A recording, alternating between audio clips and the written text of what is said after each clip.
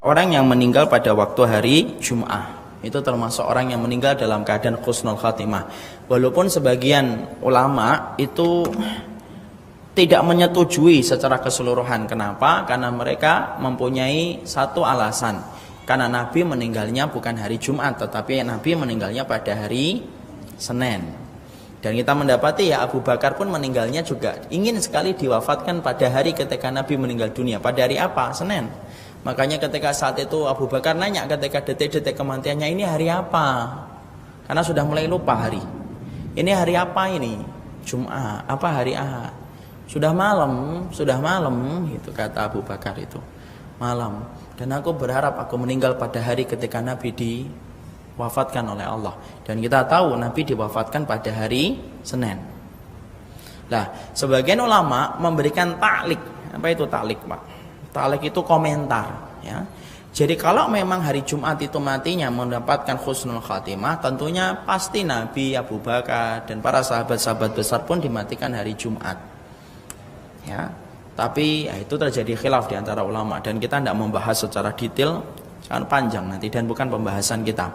Tapi yang jelas di antara beberapa riwayat disebutkan orang yang meninggal pada hari Jumat termasuk salah satu orang yang mendapatkan tanda iman dalam matinya. Makanya Rasulullah SAW bersabda, "Ma min muslimin yamutu yaumal jumu'ati aw lailatal jumu'ati illa waqahullahu fitnatal qabr." Tidaklah seorang muslim yang dia itu meninggal pada hari Jumat ataupun malam Jumat, Kamis malam, kecuali ketika dia meninggal dunia Allah menjaganya dari fitnahnya kubur. Jadi fitnahnya kubur. Ya, tentunya kita paham ya, di antara keistimewaan hari Jumat itu, kenapa dinamakan Jum'ah? Ya, padahal Bapak paham ya, Allah itu menciptakan alam semesta. Allah menciptakan alam semesta itu dari hari apa mulainya? Dari hari apa Allah memulai menciptakan langit dan bumi dan alam semesta itu dimulai dari hari apa? Dari apa? A. Selasa, B. Rebu, C. Kamis, D. Jumat. Hari apa? Hari apa? Allah menciptakan langit dan bumi berapa hari? 6 hari. Dimulai dari hari apa? Dari hari apa? Dari hari apa Allah itu mulai? Allah menciptakan langit dan bumi 6 hari. Dari hari apa Allah memulai penciptaannya? Hah? Hari apa? Senyuman antum tidak memberikan jawaban. Dari hari apa? Dari hari apa? Bapak hari apa? Sebut hari apa? Ahad. Kenapa antum tahu bilangnya hari Ahad? Nebak-nebak atau kelihatannya cocoknya hari Ahad? Maka dimulai dari hari Ahad. Makanya Ahad. Apa artinya Ahad? Satulah.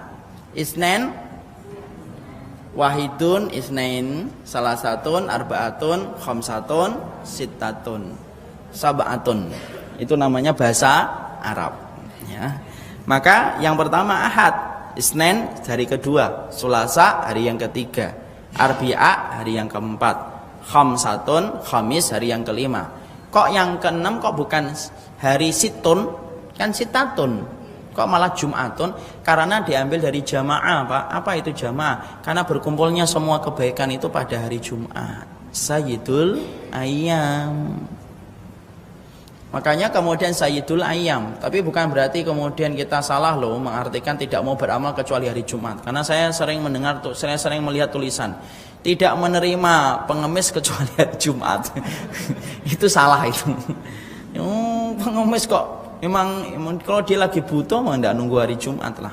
Tapi yang jelas bahwa Jumat itu merupakan hari yang istimewa dan ditegakkan hari kiamat nanti pada hari apa? Hari Jumat. Makanya Bapak paham ada sebuah hadis dari Bukhari, binatang melata itu, binatang-binatang di atas muka bumi ini, itu kalau mereka pada hari Jumat dikatakan oleh Nabi, semua binatang kalau hari Jumat itu pendengaran mereka lebih peka dan lebih sensitif pada hari Jumat. Jadi kalau Bapak punya kucing, Jumat itu pendengaran dia itu lebih tajam kata Nabi. Musikhah itu tajam banget dia pendengarannya. Kenapa? Karena dia khawatir bahwasanya hari itu akan ditegakkan hari kiamat. Masya Allah, hewan aja takut Pak sama hari kiamat. Manusia malah cengenges. Ini kemudian hewan. Sampai Nabi mengatakan saking mulianya hari Jumat itu sampai para binatang itu beda. Jadi tikus hari Sabtu dan hari Ahad dengan tikus hari Jumat itu beda. Bedanya apa Ustaz? Pendengarannya itu lebih sensitif. Ya. Dan itu kita yakin pasti nanti ilmu pengetahuan akan membuktikan itu. Yakin demi Allah karena hadis yang sahih dari Bukhari dan tidak mungkin Nabi itu berdusta. Jadi Bapak kalau punya ayam, ayamnya itu sensitif pendengarannya pada hari Jumat. Kenapa semua hewan itu lebih sensitif pendengaran mereka pada hari Jumat? Karena mereka tahu dan mereka khawatir bahwasanya hari itu khawatir akan ditegakkan hari kiamat. Ya, makanya kemuliaannya banyak. Kemuliaan yang Allah berikan pada hari Jumat itu apa? Banyak. Ya Allah menciptakan Adam, Allah kemudian mengeluarkan Adam, Allah menerima taubatnya Adam. Semuanya dilakukan oleh Allah pada hari Jum'ah. Makanya disebut Sayyidul Ayyam, Sayyidul Ayyam.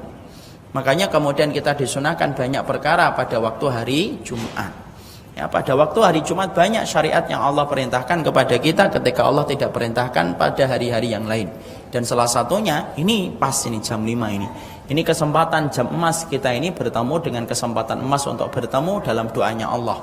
Makanya apa? Orang yang berdoa 1 jam sebelum tenggelamnya matahari menjadi salah satu waktu yang sangat utama bagi kita untuk berdoa. Sampai Nabi berkata apa? Yaitu fihi sa'atun la yuwafiquha 'abdun illa a'tahu iyyahu. Tidaklah seorang hamba ketika sudah minta sama Allah pada waktu hari Jumat kecuali dia pasti dikabulkan apa yang dia minta. Masya Allah ya. Sudah hari Jumat Pak, hujan, Bapak safar, habis didolimin orang. Wah sudah itu. Lengkap itu. Jadi sudah hujan hari Jumat, safar, habis dipukulin orang. Udah itu Masya Allah. Itu doanya nembus ke pintu langit. Jadi itu kemudian doa yang sangat mustajab sekali. Pada hari Jumat itulah kemudian kita mendapati bahwasanya banyak hari-hari yang kemudian menjadi momentum pada hari Jumat. Dan Rasulullah menyampaikan dalam hadis yang disampaikan dalam hadis riwayat Imam Ahmad dan Imam Tirmidzi dan Syalbani di dalam kitabnya Ahkamul Janaiz termasuk yang menyampaikan tentang kesahihan hadis ini. Siapapun yang mereka itu dimatikan dan diwafatkan pada hari Jumat ataupun malam Jumat, maka dia telah terjaga dari fitnahnya kubur. Dan kita paham ya Pak, orang yang masuk surga belum tentu selamat dari adab kubur. Ya, makanya dalam satu riwayat diterangkan sahabat Utsman bin Affan radhiyallahu anhu itu pernah beliau menangis ketika disampaikan kepada sahabat Utsman, apa yang membuatmu menangis wahai Utsman? Maka kemudian Utsman berkata, iya, karena aku khawatir akan mengenai kepadaku adab kubur. Kemudian orang berkata, sesungguhnya kamu adalah orang yang kemudian matinya mesti masuk surga. Karena kita paham ya, Rasulullah itu pernah duduk di pinggir sumur, datang kepadanya Abu Bakar. Lalu Nabi mengatakan, kabarkan kepadanya surga. Datang Umar bin Khattab, kabarkan kepadanya surga. Ya.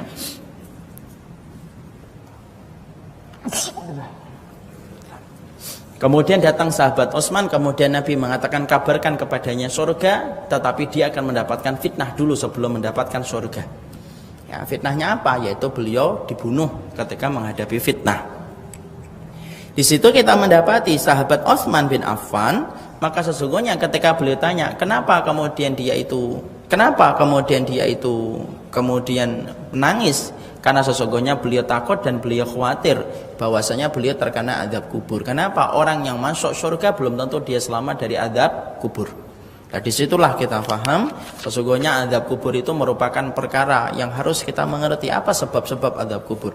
Salah satunya yang sering kita remehkan, azab kubur itu salah satunya apa? Orang yang tidak sempurna di dalam dia bersuci. Makanya jangan remehkan masalah toharoh Pak. Karena toharoh tidak pernah remeh di hadapan Allah. Jadi toharoh itu tidak pernah remeh di hadapan Allah Subhanahu wa taala. Makanya orang yang ketika mereka dalam kondisi toharoh, ketika dia faham maka dia terjaga betul. Jangan digampangkan masalah toharoh karena dia tidak pernah menjadi remeh di hadapan Allah. Ya. Makanya Pak, salah satu di antara praktek yang kurang benar kalau kita kemudian kencing itu apa? Banyak orang yang kencing belum sempurna kencingnya dia sudah berdiri keluar setelah dia jalan beberapa langkah, itu najis. Orang yang kemudian kencing di orinoir Pak, dia kencing di orinoir. Kita paham ya, orang yang kencing di orinoir itu tempatnya terbuka. Padahal kalau kita perhatikan Pak, Nabi tidak pernah beliau kencing kecuali beliau menjauh dari pandangan manusia. Jadi orinoir itu boleh nggak Ustadz? Boleh kalau darurah, tidak ada lagi kamar mandi, sudah ditahan-tahan, sudah pucuk mau keluar, yang di kamar mandi tidak keluar-keluar, maka baru boleh di orinoir itu, silahkan. Tapi konsekuensinya apa? Kita mendekat. Coba orang mendekat ke orinoir, ketika mendekat ke orinoir apa yang terjadi? Dia mendekat ke orinoir, kemudian setelah itu sudah selesai, dia kemudian istinja, selesai sudah. Kemudian bajunya, celananya tidak dicipratin dengan air suci dan mensucikan. Padahal Bapak tahu kan, yang namanya air kencingnya laki-laki itu cipratannya jauh atau pendek? Jauh lah. Wong anak kecil 5 tahun aja kalau kencing aja, perhatikan Pak, anak kecil itu kencing di kamar mandi, lihat tuh percikannya jauh-jauh atau tidak? Jauh. Padahal minumnya tidak sampai 2 liter. Kita kan minumnya 2 liter, belum es tehnya, belum kemudian yang lainnya, percikannya kuat-kuat. Kalau kita sampai mendekat ke orinoir, berarti kemudian sangat mungkin pantulan atau percikannya itu kembali ke tubuh kita. Loh, wudu kok tidak dipercikan, itu saya bingung. Padahal mungkin nggak sekali itu kemudian terpercik, mungkin sekali, mungkin banget. Halah itu kan cuma masalah kecil. Loh, masalah kecil memang bagi kita, tapi tidak masalah kecil di hadapan Allah. Toharoh itu tidak pernah menjadi masalah kecil Pak. Toharoh tidak pernah menjadi masalah kecil. Toharoh itu anak tangga. Di antara 40 anak tangga yang menjadikan kita dicintai oleh Allah, itu anak tangga yang pertama itu toharoh. Jangan diremehin. Dan tidaklah orang yang sampai jatuh dalam masalah toharoh kecuali penyebab adab kubur itu akan mengenai kepada orang yang meremehkan toharoh. Dan banyak orang yang toharoh itu kan masih tidak paham. Banyak nggak diantara kita yang tidak paham tentang toharoh? Banyak banget. Padahal Bapak tahu nggak, orang yang bersuci itu Allah bedakan loh Pak, antara Bapak ketika tidak sadar saja Allah bedakan yang suci dan tidak suci. Masa Ustadz? Iya. Dalam riwayat Amr bin As diterangkan oleh Nabi, orang yang tidur itu ketika dia berwudu dan tidak berwudu itu Allah bedain Pak. Orang kalau tidur dia berwudu, dan orang yang tidur tidak berwudu, ruhnya itu dicabut semuanya oleh Allah. Dalam satu riwayat yang sahih dinukil oleh Imam Ibnu Qudamah dalam kitabnya Mukhtasar Minhajul Qasidin. Semuanya kita ini diangkat ruhnya oleh Allah ke atas langit. Lalu ketika malam, kapan? Ketika antum dan saya tidur. Tidak sadar, ya tidak sadar. Kemudian kita terangkat semuanya ke arasnya Allah. Kalau kita beriman ya, semuanya ke arasnya Allah. Kemudian Allah mengatakan apa? Oh sujudlah kalian. Dan Allah bagi jadi dua. Ada ruh yang jauh sekali dari arasnya Allah, dan ada ruh yang didekatkan dengan arasnya Allah. Siapa yang kemudian didekat arasnya Allah? Orang-orang yang tidurnya bersuci. Dan siapa yang paling jauh dari arasnya Allah? Yang jauh dari arasnya Allah ketika sujud, orang yang tidak bersuci sebelum tidur. So, kalau orang tidak sadar aja Allah bedakan mana yang suci dan mana yang tidak suci, apalagi orang yang ketika sadar dan terjaga, ketika kita tidak tidur Pak, Allah bedain orang yang suci dan tidak suci. Jangan diremehin masalah kesucian. Karena tidaklah kemudian Adam itu, tidaklah kemudian Bilal dimasukkan ke surga itu juga gara-gara apa? Disebabkan karena beliau senantiasa bersuci. Masalah suci itu penting Pak, sampai saya dan Bapak ketika mati akan ketemu tanah, dikubur di dalam tanah yang kotor, pengap, itu disuruh kita dimandikan Pak, dimandikan, diwudui, disuruh mandikan. Padahal buat apa dimandikan? Sebentar lagi ketemu tanah kok. Kalau kemudian syariat toharoh itu tidak penting, tidak usah kita dimandikan, sudah cukup kita kemudian dipupui, kemudian pakai bedak, sudah selesai. Tapi lihat, anak dan antum kalau mati, ahli waris kita ngapain? Memandikan kita, memudui kita, ngasih mewangi-wangian. Kenapa? Karena syariat wudhu itu bukan syariat yang ringan. Syariat toharoh itu syariat penting dalam kehidupan beribadah sama Allah. Bapak khusyuk, tapi bapak sebelumnya kencing, tidak akan diterima. Tapi saya nangis Ustaz, walaupun nangis. Kenapa? Karena tidak toharoh. Ya, makanya jangan sampai remehkan air kencing itu. Nama lainnya air kencing itu apa? Api neraka. Nama lainnya kencing itu apa? Ada kubur, itu nama lainnya air kencing itu. Ya, terutama kalau kita ini makanya pakai sandal di rumah. Kalau kita punya anak-anak yang belum perhatian tentang masalah najisnya, Bagaimana kita membasuh kaki, rumah kita mana yang steril, itu harus kita perhatikan itu. Jangan sampai kita meremehkan sesuatu yang akan menjadi sebab penyesalan di kehidupan akhirat. Berapa banyak orang yang karena masalah kecil menyesalnya panjang, Pak. Saya pernah ketemu ada orang yang tanda tangan, dia tidak ngerti dokumennya apa, ikut tanda tangan, ikut terseret di dalam pengadilan. Hanya tanda tangan yang dia tidak baca dokumennya.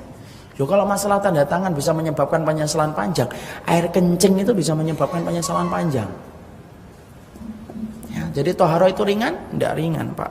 Padahal banyak orang yang tidak paham tentang toharoh loh. Banyak nggak orang yang paham tidak paham tentang toharoh? Banyak banget orang tidak paham toharoh. Ya, contoh mandi janabah aja belum tentu semua orang paham kok. Paham nggak orang itu mandi janabah? Belum tentu. Orang itu kalau paham mandi janabah itu apa? Keramas, itu aja dia. Makanya kalau masjid kemudian subuh-subuh ada bapak-bapak keramas itu bau sampo, mandi nih pagi-pagi. Padahal apa hubungannya gitu. Mau keramasan jam berapa pun terserah dia. Tapi begitulah stigmanya kita kan gitu. Ya karena tidak paham mandi janabah kayak apa. Saya nggak akan nanya ke bapak-bapak ya. Saya takutnya kecewa banget balik ke pulang ini. Mandi janabah banyak yang tidak paham janabah itu gimana. Padahal mandi janabah itu ada urutannya, Pak. Ya kan? Dan itu banyak kita tidak mengetahui. Kita mencuci baju, ibu-ibu masih tidak paham bagaimana cara mencuci baju. Mencuci baju itu kadang-kadang kita paham ya. Ada perilaku orang ngomong, "Dek, ini kena najis ya." Oke, diambil sama istrinya. Oke. Langsung diambil ember. Embernya dikasih apa? Sabun. Sesuai dengan tingkat aroma yang dia inginkan. Kalau dia pinginnya apel, sabunnya hijau. Kalau kemudian dia pingin blueberry, biru, dimasukkan ke sabun. Terus kemudian dicuci. Kira-kira benar atau tidak benar? Benar atau tidak benar, Pak? Kenapa tidak benar? Kenapa? Kenapa? Sabun kenapa? Kan air, kan sabun air. Iya. Betul. Boleh atau tidak langsung masuk ke itunya? Tidak bisa lah. Kenapa tidak bisa? Karena air sabun itu air suci mensucikan atau suci tidak mensucikan? Suci? Kenapa tidak mensucikan? Karena berubah warna, berubah sifat, berubah jenis. Kayak kopi, kayak teh dia. Bapak kalau mencuci bajunya yang kena najis dengan air kopi, suci atau tidak suci? Enggak. Ya, malah rusak bajunya ya. Tapi kemudian tidak suci. Yang benar gimana? Yang benar kalau kamu membawa pakaian, kemudian kamu ambil dulu ember, air yang suci mensucikan dulu, celup, kucek dulu sampai bersih, baru kemudian dipindahkan ke air sabun. Nah di situ mau pakai sabun 2 merek, 3 merek, monggo, tidak apa-apa. Loh nanti kan air sabun itu kan setelahnya dikucek Ustadz. Loh dikucek itu yang namanya dikucek tetap airnya suci tetapi tidak mensucikan. Padahal yang dibutuhkan apa? Air suci mensucikan. Nah, itu salah satu di antara fenomena kadang-kadang tidak paham toharoh. Padahal tidak pahamnya kita toharoh menyebabkan apa? Adab kubur.